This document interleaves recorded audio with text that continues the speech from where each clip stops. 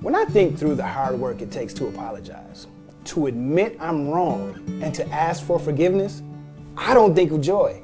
My natural response is to run and pretend it never happened. Instead of joy, asking for forgiveness makes me think of shame and sadness. Psalm 32 offers an entirely different picture of what confession and forgiveness looks like. Somehow, King David thinks apologizing can lead to joy. Similar to how I feel when I've done something wrong, King David groaned and felt drained from the weight of his mistakes. He described it as sitting in the hot summer sun, being drained of energy by the heat. Can you relate? Have you ever done something wrong and it consumed your thoughts and drained your energy? We've all been there. So what does David do? He puts a name to his mistakes and confesses his sin to God. And God responds with complete forgiveness. It makes sense that the rest of Psalms is filled with shouts of joy.